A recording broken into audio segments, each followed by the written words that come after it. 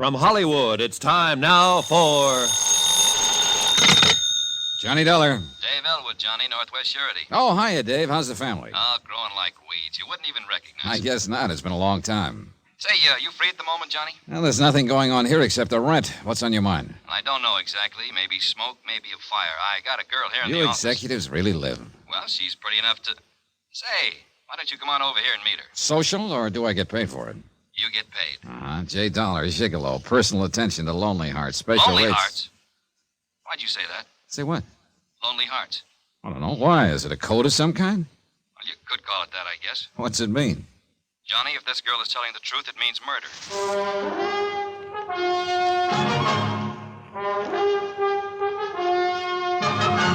Tonight and every weekday night, Bob Bailey in the transcribed adventures of the man with the action-packed expense account, America's fabulous freelance insurance investigator. Yours truly, Johnny Dollar.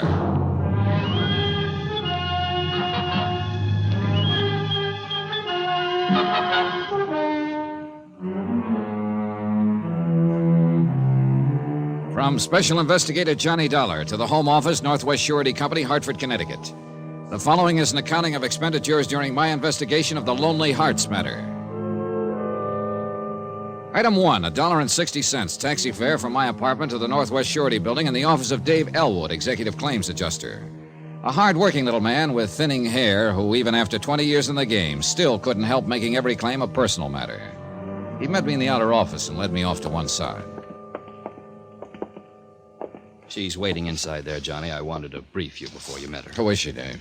Her name is Norma Wells. She's from Chicago. She flew in from there this morning. Hasn't had any sleep, and she's pretty upset. Mm-hmm. What about it?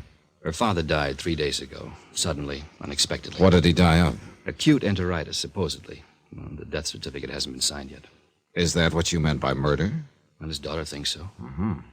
Was he insured with you? $50,000, term life, written 5 months ago. Who was the beneficiary? This daughter? No, his wife. His second wife, that is. The girl's mother died years ago. Wells remarried a month before the policy was issued. A woman named Mabel Burke. The insurance is payable to her. And the Wells girl thinks she killed him. That's what she says. She's pretty mixed up. Why did she come here? And I'm not quite sure, Johnny. Suppose you ask her. Okay, let's go. This way. What about that Lonely Hearts crack you made on the phone? Well, that's how he met this new wife, this Mabel Burke, through a Lonely Hearts Club. Like they say, marriage is a lottery. In this case, it sounds more like Russian roulette. Yeah. In here. Miss Wells, this is Johnny Dollar. He's a specialist, an expert in this kind of thing. I'm sure he'll be able to help you. How do you do, Mr. Dollar? Miss Wells? Now, I'm going to leave you two alone. I have a couple of things I got to take care of. You just punch the intercom if you want me. Right, Dave, thanks. Would you care for a cigarette, Miss Wells? No, thank you. Yes, I will, too. Oh, please forgive me. I just can't seem to think straight. Oh, that's perfectly understandable. Yeah. Thanks.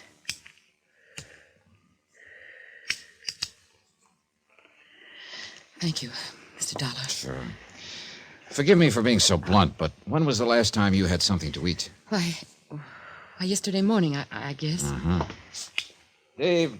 Yes, Johnny? Suppose you could send out for a glass of orange juice, a hot roll, a pot of coffee? Oh, sure. I'll have one of the girls go get it. Good, thanks. No, please. I really couldn't. You're really going to, though. You're shaking so hard you can hardly hold on to that cigarette. I know.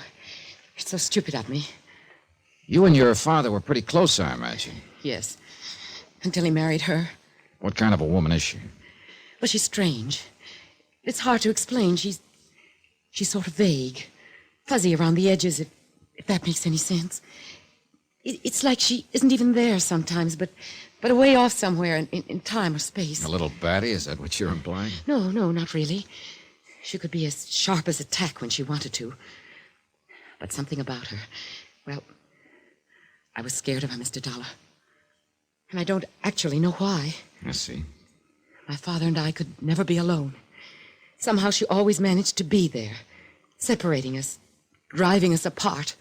Did she ever say anything that would lead you to believe that? She didn't have to. Just being there was enough to... All right. I know what you're thinking. Father fixation, second wife, jealous daughter, neurotic imagination. It's a possibility, isn't it? No. Don't you suppose I thought of that? Made allowances for it? You think I'm a fool. I don't know what to think, Miss Wells. You told Dave Elwood you believed your stepmother had murdered your father. And so far, the only reason you've given is the fact that she was around all the time. Maybe he wanted her around. Maybe that's why he married her. Of course he wanted her around. That's not what made me suspicious. Then what did? The fact that he took out life insurance, named her as beneficiary? Not at the time. I wasn't suspicious at all, Mr. Dollar. Not until the night he died. Oh, I was hurt, yes, and I felt out of place, so... Well, I moved out of the house 3 months ago and took an apartment off the Loop. But I didn't have the slightest idea she might be planning to kill him. Did he carry any insurance before they were married? Some protection for you in case of... Oh, no, he didn't feel that it was necessary. He'd set up a trust fund, and there are some bonds and so on that I suppose will come to me. I see. No, the policy was entirely her idea. Thinking back, it seems to me she started talking about insurance the first week after they were married. And he finally gave in. If he hadn't, I think he'd still be alive. Mm-hmm. Just what were the circumstances of his death? I don't know. I wasn't there. She saw to that. What do you mean?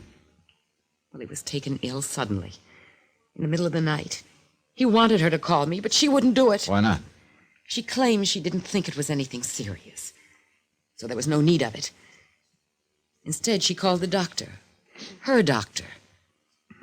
A few minutes after he arrived, my father died.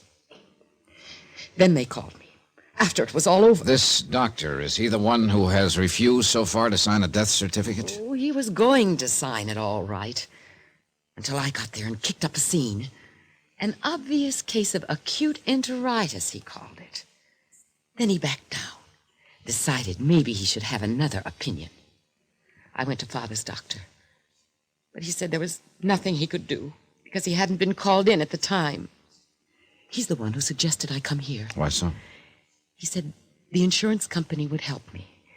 Since they were involved, too, they'd advise me what to do. Well, what did he think about that diagnosis, acute enteritis? He said it was possible, but extremely doubtful. He knew Father's physical condition. He'd treated him for years. Mm. How long had your father known this Mabel Burke before they were married? Less than a month. He'd answered a Lonely Hearts ad in the paper. So I found out later by accident. Oh, I see. They both seemed embarrassed by the way they'd met. Was it a private ad or an organization? A club of some sort. The Rendezvous Club. They have an office on Atlantic Avenue. Mr. Dollar, it's not just imagination. Father's own doctor feels there's something wrong, too. That's why he sent me here. I'm not crazy. Easy now, easy. She killed him for his insurance. I know she did. Maybe. But there's not much to go on. Not at the moment, anyway. Think it's about time for a coffee break? Yeah, I imagine it's a little past time for Miss Wells. I couldn't. Really. Oh, yes, you could. Go ahead now, dig in. I'll be back in a few minutes. Have a word with you, Dave? Right, Johnny. Well, what do you think? I think it needs some looking into.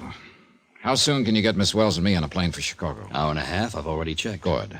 I'll have her get a court order for an autopsy in case the coroner hasn't already asked for one, and we'll take it from there. Then you think the girl is telling the truth? I wouldn't bet on it. Expense account item 2, $96.40. Transportation from Hartford and taxi, tips and incidentals in Chicago. I dropped Norma Wells at her apartment, checked in at a hotel, and phoned the coroner's office. I learned that an autopsy request had been filed, but was being delayed pending a court order. I informed them that the daughter was available and willing now to cooperate with them. I left my name and asked the office to keep in touch with me. Item 3, $2.10. Taxi to the offices of the Rendezvous Club. Introductions arranged, mail forwarded, lonely hearts mended, and possibly murders planned. Well, hello. I must be in the wrong place. What do you mean? I can't see you as the lonely type. Oh, I'm not. I'm not a client. I work here. Really? For some reason, I'd always had the idea that these clubs were run by sweet old ladies of 75 or so. Oh, well, I don't exactly run it. Or at least I don't own it, if that's what you mean. Hey, you're not a client, for gosh sake. Any rules against it? Well, no. Well, how do I go about it? I mean, becoming a client.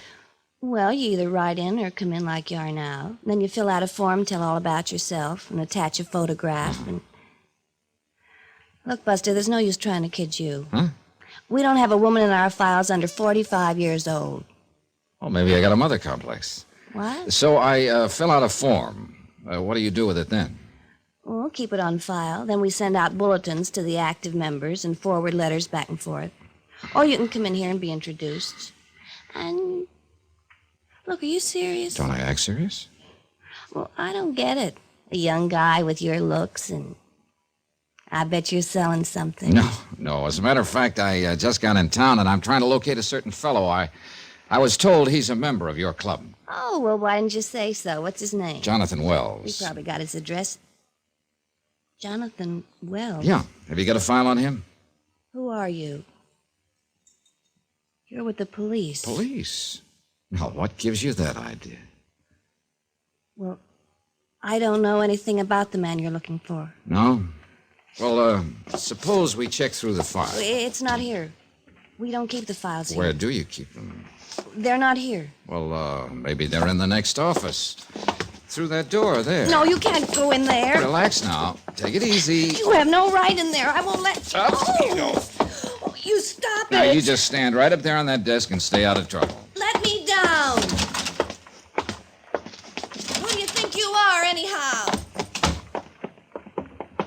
You get out of here. You go get a warrant if you want to. Who was in here? Nobody. Do you smoke cigars? Of course I don't smoke cigars. Yeah, right there in the ashtray, still burning. Somebody just sneaked out through that door in the hall. Who was he? What's your name? Tetler. Fanny Tetler. How long have you worked here? A year. Hey, I've got a hunch you're not a policeman. I didn't say I was. What about Wells? Have you got a file on him? No. What happened to it? I don't know what you're talking How about. about Mabel Burke? Mabel Burke? Have you got a file on her? Of course not. What do you mean, of course not? She and Wells met through this club. Look, Buster, Mabel Burke owns this club. Johnny Dollar. This is Max Lancer, Mr. Dollar, DA's office. Oh? The coroner tells me you're cutting yourself in on this Jonathan Wells thing. I'm representing the insurance company. Wells carried a $50,000 policy payable to his widow. Yeah, so I hear. What about the autopsy? Any results? Not yet. The coroner's still working on it. I understand it was Wells' daughter who called you fellas in on this case. Yes, on the advice of her family doctor. I know. I talked to him. Only his version puts a different slant on things. What do you mean? Well, he thought she was suffering from temporary hysteria. He was only trying to calm her. He didn't think she'd really fly back to Hartford and stir up a mess like this. I see. Her father's sudden death must have been quite a shock to her. It may have caused her to imagine things. Things like murder? Maybe. It's possible, anyway. What do you think? I think I'll wait for the results of that autopsy, Mr. Lancer. I'll keep in touch.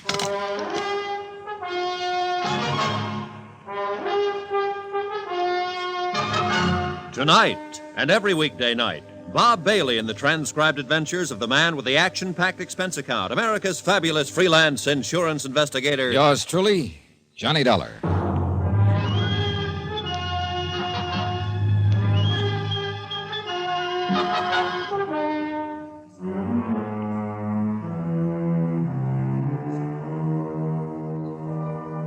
From Special Investigator Johnny Dollar to the Home Office, Northwestern Surety Company, Hartford, Connecticut. Assignment, The Lonely Hearts Matter. Location, Chicago, Illinois. Expense account continued.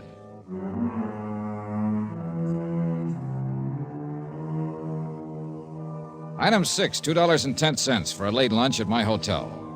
I finished it, went up to my room, and started trying to fit the few facts I had into some kind of a pattern that made sense. Max Lancer at the DA's office might be right. Maybe it was nothing more than just hysterical suspicion. And she'd admitted herself that she was hurt and jealous when he married Mabel Burke. Sudden death could still be natural death. And yet, all I could do at the moment was wait for the results of that autopsy. Yeah? Mr. Dollar, Who is it? it's me, Norma Wells. Oh, all right. Just a minute.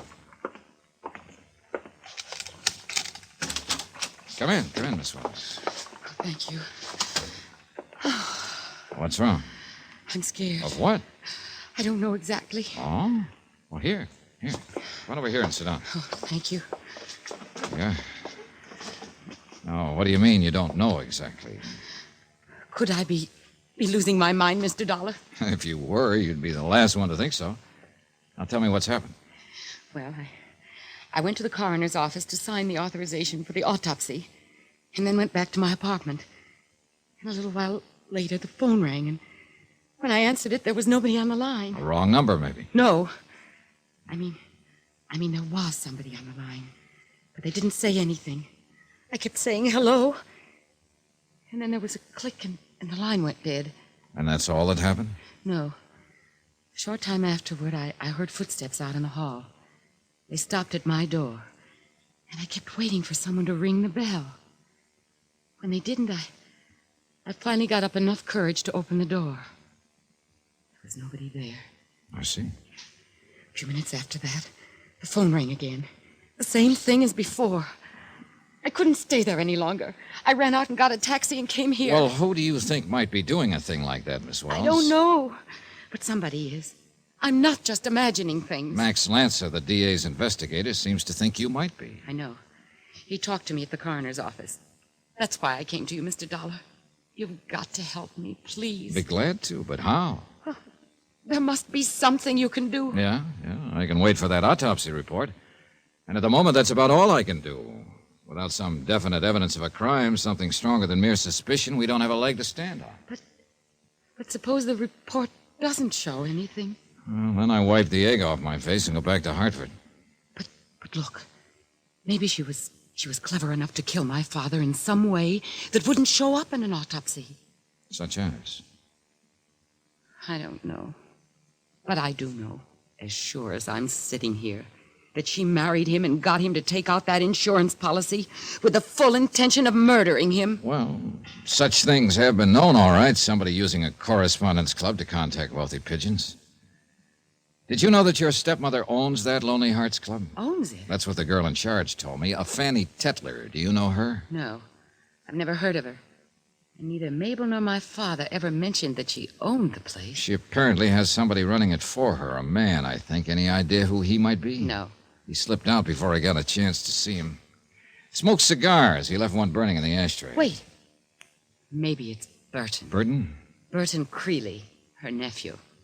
He smokes cigars. Well, that's the first I've heard of him. Oh, he's detestable. He moved in on us right after Mabel and my father were married. He's the main reason why I left the house. I couldn't stand him. He was always after me, bothering me. Is he still living there? I guess so. Was he in the house the night your father died? Yes. At least he was when I got there. That was an hour afterward, as I told you. Does he have a job, work anywhere? I don't think he's ever worked. He lives off of her. Uh-huh. He and your father get along all right? Oh, my father could get along with anyone. He always managed to see the best in people. And then Burton was careful to act different around him. I see. I suppose you think that's some more of my imagination. Well, frankly, Miss Wells, I don't know what to think. If there was only some way to prove what I'm sure of. Well, let's wait for that autopsy report. Meantime, I think I'll go out and talk to your stepmother. What about me? Stay right where you are. Don't go out of this room. When I get back, we'll pick up some things from your apartment, and you can check in here at this hotel for a few days. Expense account item 7, taxi to Lakeshore Drive and the beachfront residence of the late Jonathan Wells. I was beginning to feel more and more like a fool. It looked as though Max Lancer might be right. Apparently, a jealous, hysterical girl had lost her head and stirred up a nasty mess, all without one single fact to back up her suspicions. I had a hunch the autopsy report was going to show death from natural causes. For 2 cents, I'd have thrown the case over. In fact, I didn't even see where I had a case.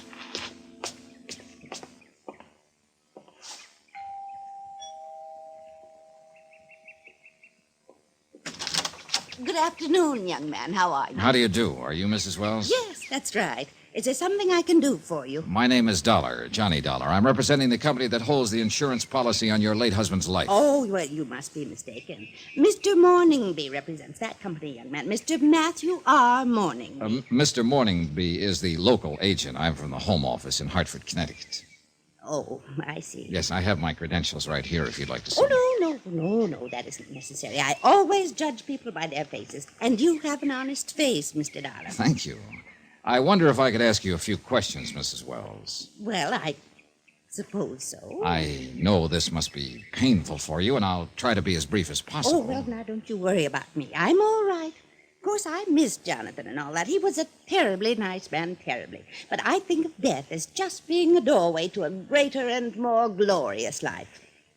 Well, that's one way of looking at it. You just come right in, young man, and ask all the questions you're a mind to. Thank you. You come right in here, and we'll sit down and have a nice chat. Oh, this is a very attractive house, Mrs. Wells. Oh, yes, I think so, too. Jonathan built it years ago. He and his first wife lived here, you know. Of course, I've changed the drapes and things. Just some of the little things sit right down there now. Thank you. And his daughter, too. She lived here the first month we were married, and then she moved into town. Oh, a strange little thing, really. Sort of nervous and irritable. I've met her, Mrs. Wells. Oh, well, then you know what she's like. Oh, it's too bad, too. Would you like some tea and cookies, Mr. Dollar? No, thanks. That's one thing Jonathan wouldn't miss for the world. His tea and cookies at 4 o'clock every afternoon. Every afternoon. Oh? The house just doesn't seem the same without him. No, I imagine it doesn't. That's how I won his heart, you know. With my cookies and cakes. Oh? He really did adore them. And it was such a pleasure baking things for a person who appreciated them so much. Yes. It makes you feel lonesome and lost not having anybody to cook for. Do you ever feel lonesome, Mr. Dollar? Well, I guess everybody does at times. Why, at the time I met Jonathan, I was feeling so lonesome I could just cry. Mr. Burke had died 2 years before. Mr. Burke? Yes, he was my husband before Jonathan. That was in St. Louis, of course. I see. He was a fine man, too. Walter Mabley Burke. Tall and handsome and impressive looking. Just like his name sounds. And a perfect picture of health. Right up to the day he died. His death was sudden, unexpected? Oh, yes. A complete surprise. Acute indigestion, the doctor called it. Of course, I don't think he was quite as thoughtful as Jonathan. Jonathan was always so considerate. And he was a... Oh, my gracious, here I go, just rambling on and on. You didn't come here to listen to my silly little affairs. No, they're very interesting. Well, I've always tried to keep busy and keep my mind occupied. That's why I started in business. The Lonely Hearts Club. Oh, well, you've heard about it. Well, I admit I felt kind of foolish at first about starting it. I mean, you know how people josh about those kinds of clubs. It was Burton's idea, really. He's my nephew, you know. Oh, dear, I wish he were here this afternoon so you could meet him. So do I. He's such a nice boy. He thought I'd do real well at that kind of business, and he was right, too, absolutely right. Oh, not money, you understand, but it was loads of fun meeting all those nice people, especially men, yes. I see. That's how I met Jonathan. So I was told. That's the way it happened. He wrote into the club, and I sent him my picture, and that's what started it. I remember when Burton showed me the letter, he said, Aunt Mabel, this one sounds like your kind of man, and he certainly was, too. Does Burton help you with the club? Oh, well, he runs it, really. He's such a sweet boy, and he works so hard. I just don't know what I'd do without Burton. I don't know what I'd do. Yes, I imagine he's a great comfort to you. You have no idea, Mr. Darwin. I suppose not. Well, I guess I'd better run along, Mrs. Wells. It's been such a pleasure talking with you. It seems like young folks nowadays don't often have the gift for conversation the way they did in my time. Well, things move faster today. Well, I certainly hope that company of yours moves fast, young man. Well... I have to start house hunting, you know. The estate and everything goes to Jonathan's daughter, and all I have is the insurance. Yes. Oh, it's such a bother, Mr. Dollar. The funeral and moving and all the details. Seems like I just have the worst luck with my husbands.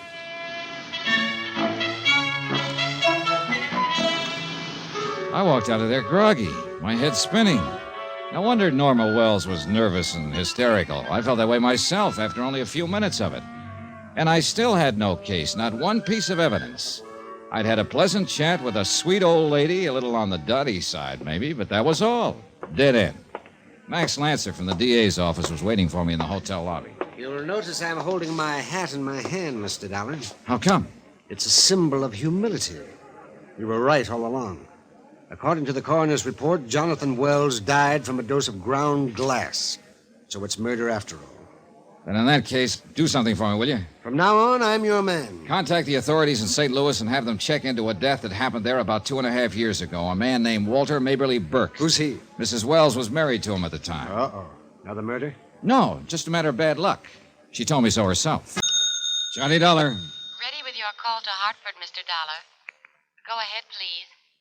Johnny, what's up? Plenty, Dave. The Wells girl was right. Her father was murdered. We just got the autopsy report. He died from a dose of ground glass. Then I'll put a stop order on the insurance claim. It was filed this afternoon. And something else, Dave. A man died in St. Louis about 2.5 years ago. I wonder if you'd have Mutual Records Service check and see if he was insured. His name was Walter Maberly Burke. Oh, Johnny, Yeah, I know. Jonathan Wells' widow was previously married to Burke. They were married at the time of his death, and he also died suddenly and mysteriously. Holy smoke. Just call her Murdering Mabel. Oh, you haven't met her, Dave. She's just a sweet old lady who's had a little bad luck now and then. And she regards death as the doorway to a greater and more glorious life. Oh? Well, that sounds very noble. It would, if she didn't keep slamming the door.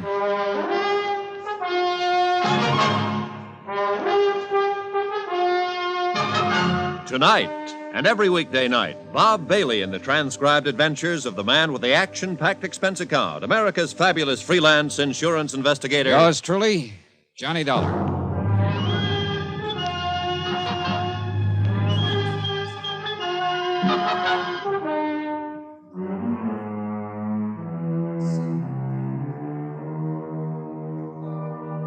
From Special Investigator Johnny Dollar, location Chicago, to the Home Office, Northwestern Surety Company, Hartford, Connecticut. Assignment, The Lonely Hearts Matter. Expense account continued.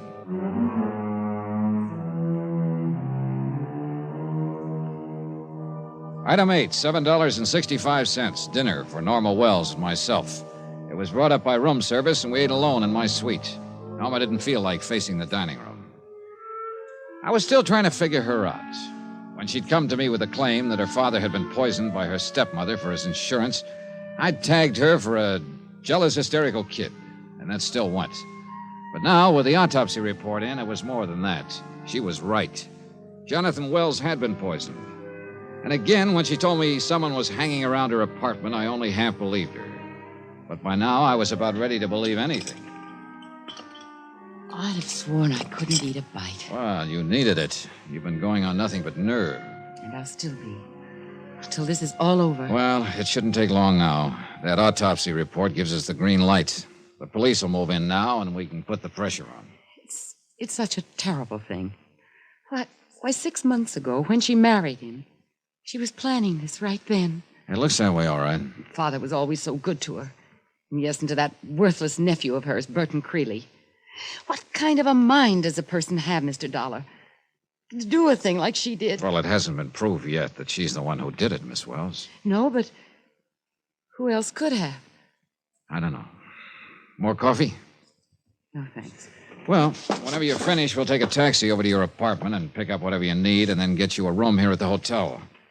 I don't think you're in danger, but I imagine you'll feel a lot less nervous here. Oh, I will. And I do appreciate your help and kindness, Mr. Dollar. Forget it. It's part of my job. Only this time, when you check in, you go to your room and stay put. What do you mean?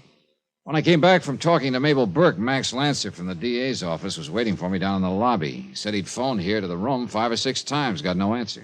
I was here. I heard the phone, but, well, I didn't know if you wanted me to answer. He sent a bellboy up to knock on the door. Well, I must have been in the shower. I was here all the time. Don't you believe me? Any reason I shouldn't believe you? Are you through eating? Yes. Okay, let's go. Expense account item 9, $1.80. Taxi from the hotel to Norma Wells' apartment. Night had fallen over the city, and the tall buildings of the Loop shimmered above the noisy blaze of lights. Laughing groups of early dinner-goers jostled through the scrambling packs of late shoppers. Auto horns, blaring jazz, newsboys, traffic whistles. Hurry, hurry, hurry. Yesterday never was, tomorrow's only a dream, and today's nearly gone. So hurry it up and let's get going. We'll sleep when we're dead. Like Jonathan Wells on his cool marble slab in the city morgue. It's apartment C, the next door on the left. Right. Have a key here somewhere. Sure you locked it? Oh, yes, I always... It's not locked. Well, you were scared when you left, and maybe you No. I remember locking the door. You sure? Yes. Now it's... Stay back.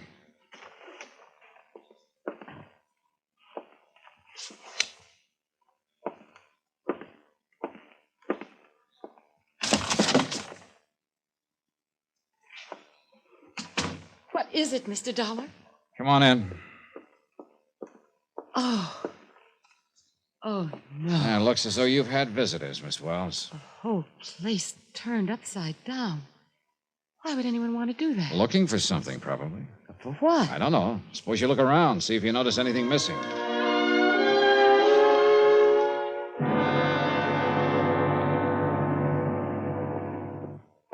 It's no use, Mr. Dollar. I've gone through the whole place twice now, and I'm certain that nothing's been taken. But they had to have some reason to break in here, go through everything this way. I suppose so, but... Well, I'm positive there's nothing missing. All right. If there isn't, there isn't. Well, do you suppose that coffee's ready now? Oh, I think so. Come on in the kitchen. I guess you'll believe me now. Somebody was hanging around here earlier today. Just wish I could figure what they're after. Looks plenty strong. There's sugar there on the table. I'll get some cream from the refrigerator. Don't bother on my account. I drink it black. Well, not me. I use plenty of both. Lots and lots of cream and 2 heaping spoons of sugar. They must have had a reason to break in here. If it wasn't to steal something, then what was the reason? The sugar looks funny. Doesn't make sense at all. Guess I ought to keep it covered. The sugar. I was saying it looked funny. Well... Wait a minute. Maybe they broke in to leave something. Leave something? Yeah. Here. Give me that cup. And the spoon. What are you doing? Look. Oh, that's funny. It didn't even dissolve. The sugar dissolved, all right. Well, then what's that in the spoon? Ground glass. I phoned Max Lancer and had him send over a policewoman to accompany Norma Wells back to the hotel, get her checked in, and stay with her overnight. Then I called the Wells residence. The old lady answered the phone herself, and I asked for her nephew, Burton Creeley. She said he wasn't in. So on an off chance, I took a taxi to the office of the Rendezvous Club, Lonely Hearts Unlimited. There was no light showing behind the transom over the door.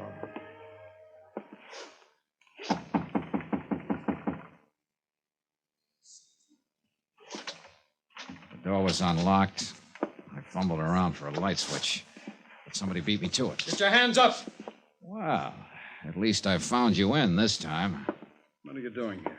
Who are you? Put that gun away, Creeley. Or if you're going to use it, you'd better take the safety off first. Safety? What are you doing? All right, let go of it, Creeley. Thanks. You think you'll get away with this, mister? You're crazy. My mistake. The safety was off.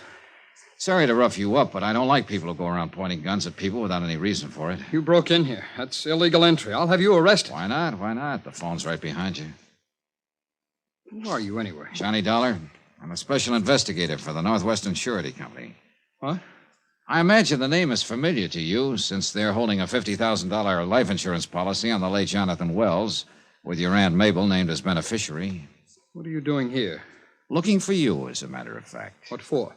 I wanted to ask you why you sneaked out through the door there the other day in the office when I was here earlier.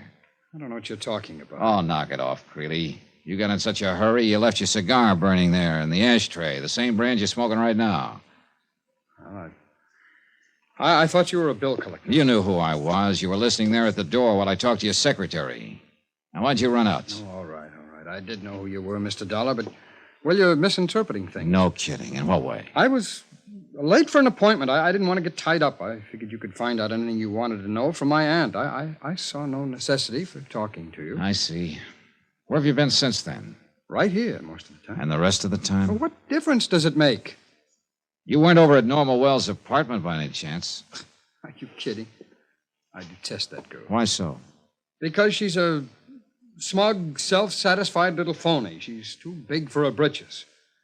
What makes you think I'd be hanging around her? Somebody was. I don't get it. Somebody broke into her apartment this afternoon or this evening and turned it upside down. She hasn't got anything I want. They didn't take anything. They broke in to leave something. I found some ground glass planted in her sugar bowl. Ground glass? Sound familiar? What are you getting at? You mean you haven't heard about the coroner's report on Jonathan Wells? No, why? What has that got to do with... Mr. Wells died from a dose of ground glass.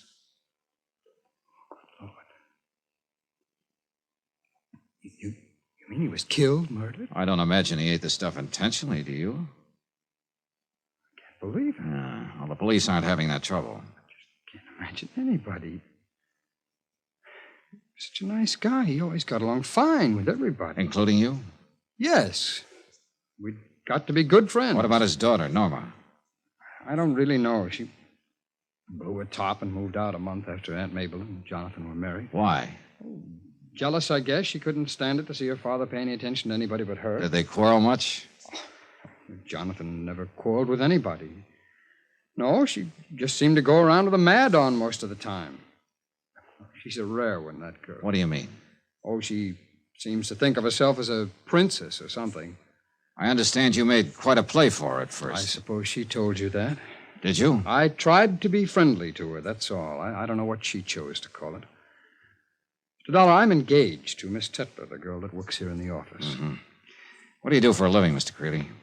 All right. Take care of this correspondence club for Aunt Mabel. I've got sort of a heart condition. I can't work too hard. I see. You know, it might be a good idea if you checked in with the police. They'll probably want to talk to you. Well, who do they think did it? Well, they haven't arrested anybody yet, but there are a lot of straws pointing in one direction. What direction? Toward your Aunt Mabel, I'm afraid. But that's ridiculous. Now, she may be a little vague, not quite all with it, maybe, but she wouldn't do a thing like that. They're out to frame her, that's what they're doing. Who else had a motive, Mr. Creeley? But what about his daughter? She stands to gain by all this. She inherits the estate. Maybe she faked that burglary, planted the ground glass in her apartment herself. Have you thought of that, Mr. Dollar? Yeah. Yeah, I've thought of it. Johnny Dollar. Max Lancer, Johnny. DA's office. How is she? Pretty weak. The hospital staff are doing all they can for her, but they don't give her much hope. Has she been able to talk? No, not yet. Maybe not ever. It was ground glass, all right. The doctor's sure of it now. The same as her husband. Why, Johnny? Why her? I'll guess with you. Maybe she figured we were closing in on her, that the game was over and took this way out. We had nothing on her, Max. Suspicion, that's all we were going on. She'd had 2 husbands in the last 3 years. Both of them died from the effects of ground glass poisoning. And both times she goes for $50,000 insurance. That's all we had to go on, and it wasn't enough. But maybe she didn't realize that. I can give you a better theory. Okay, sound off. Somebody tried to murder her.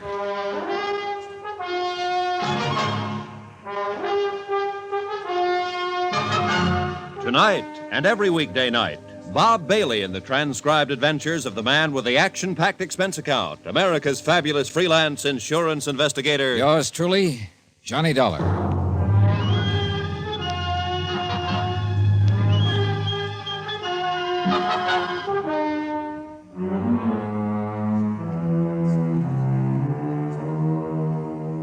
From Special Investigator Johnny Dollar, location Chicago, to the Home Office, Northwestern Surety Company, Hartford, Connecticut.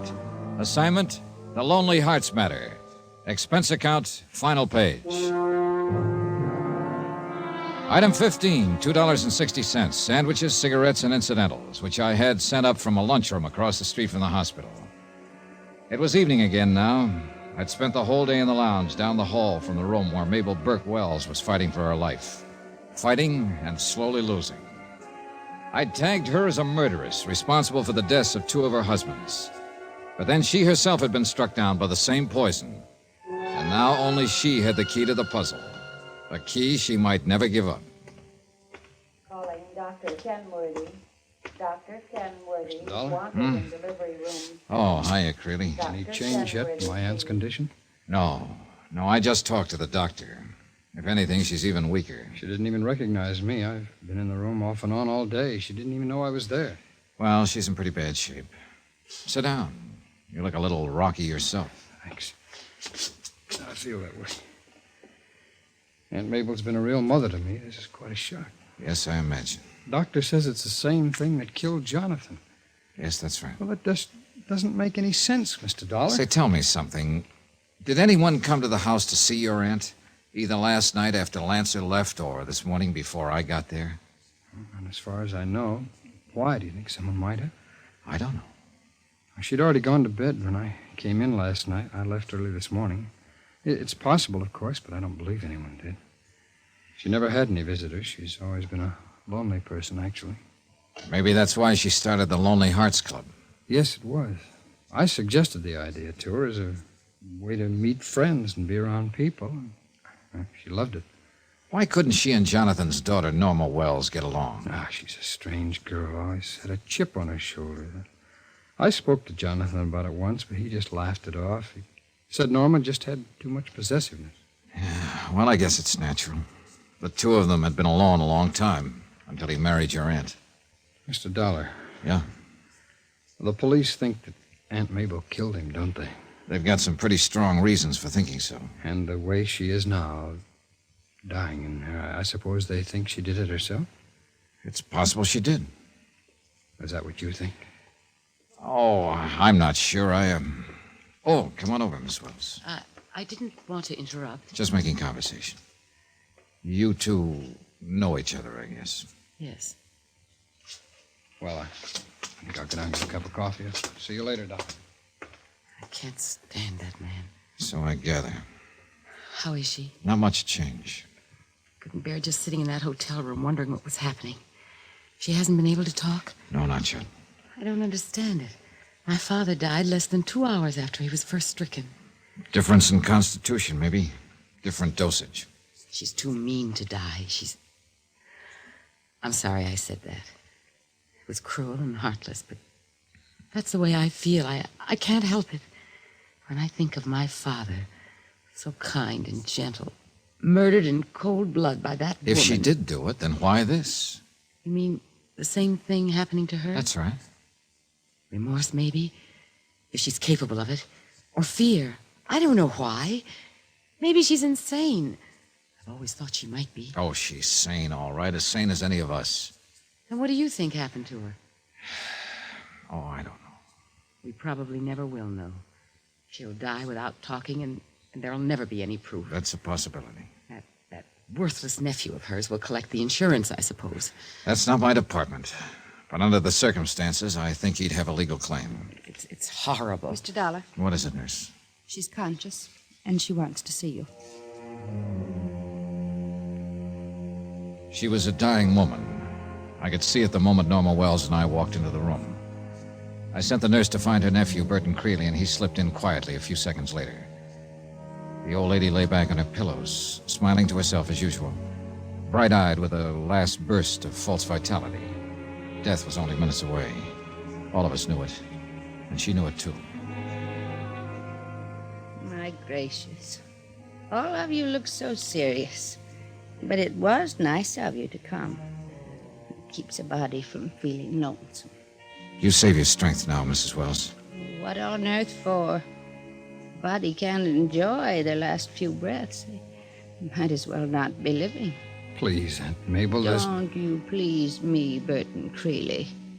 Straighten your tie. You look a fright. My, certainly nice to see you here, Norma. I just... always said to Jonathan, it's just a crying shame that Norma and me can't hit it off better. He just laughed and Mrs. said, Wells. "Oh, be quiet, young man. I know what you're after. All in due time. As a matter of fact, that's why I wanted to see you. I've been in my senses for the last hour, but I just didn't let on. I wanted a chance to think. I'm about to die, you know. Aunt Mabel, don't talk that way. Oh, simmer down, Burton. Death is only the doorway to a more glorious life. You remember that. Mr. Dollar, I didn't do it. I know. I finally came to that conclusion myself, too late. You mean you're not surprised? No. Well, at least it's a help that I don't have to convince you. I'm afraid I won't have that much time. What are you saying? You heard me, Norma. I said I didn't kill Jonathan. Well, I was much too fond of him to do a thing like that. Who did kill him, Mrs. Wells? That's what I was puzzling over for the last hour. Then, when I figured it out, I had to decide whether to let sleeping dogs lie or see that justice took its course. And Easy now. But I remembered how kind Jonathan had been and decided to... Aunt Mabel, don't try to talk anymore. Those chocolates, Burton, that you gave me this morning. Oh, That was an awful naughty thing to do, Burton. And now you'll have to be punished for it. Wait a minute, Mrs. Wells. And Jonathan. Walter, too. They were always so nice to you. I just can't understand why you did it. Mr. Dollar. Yes? You take Burton in hand. Give him a good talking to. Explain to him Mrs. Wells. that he must go round.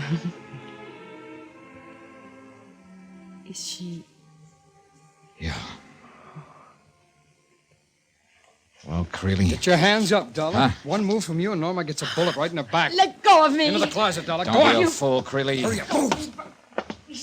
Go on. Now remember one thing, Dollar. I'm taking Miss High and Mighty here along. If they get me, then she goes too. The door was solid, built to last. It took me several minutes to smash it open. The nurse in the corridor said Creeley and Norma Wells had gone down in the elevator. I grabbed the floor phone and called the main desk in the lobby. They said some man and a girl had just stolen an ambulance from the emergency driveway and headed west onto the Lakeshore Parkway. And at that moment, Max Lancer stepped off the elevator. Johnny, what's going on? Back to your car, Max. Come on. We could hear the ambulance siren for a while, somewhere up ahead of us. Then we lost it. Max kept the red light flashing and the accelerator on the floorboard. The speedometer needle edge past 85, touched 90, and hung there. We were 9 miles up the parkway when I saw it. Parked cars, a crowd gathering, and the ambulance rolled over against the bank. Where are they? A man and a girl got out of it. They ran into the brush there. He's carrying a gun. Take the east side, Johnny. I'll go around the other way. Right, Max. And watch yourself. The undergrowth was heavy. A mass of dark shadows slashed here and there by beams of light from the headlamps of the cars on the road above. Max disappeared into the night, and I moved on alone. Minutes passed. Then a car light shifted slightly, and I saw them, only a few yards away, crouched against a tree. He was holding the gun pressed against his side. Hold it, Dollar. You're finished, Creeley. You better give up. You know what I told you. If I go, she goes. Johnny, he's going to kill me. I was holding my gun at my side, but I didn't dare lift it, try to aim it. One false move on my part, and he pulled the trigger, blast the life out of Norma Wells. Then she struggled slightly, tried to pull away from him. I had a 1-second chance, and I took it.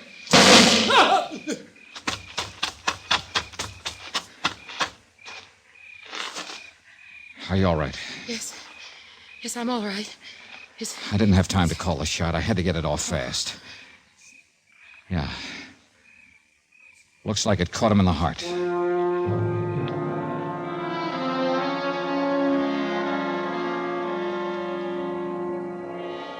Expense account item 16, $231.25. Hotel and incidentals in Chicago and transportation back to Hartford. Expense account total, $416.40. End of account, end of report. Remarks? A heart with a bullet hole in it. There's a real lonely heart. Yours truly, Johnny Dollar.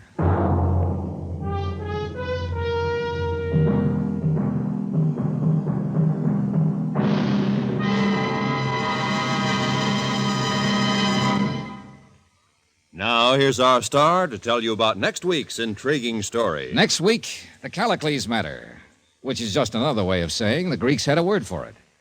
Join us, won't you? Yours truly, Johnny Dollar.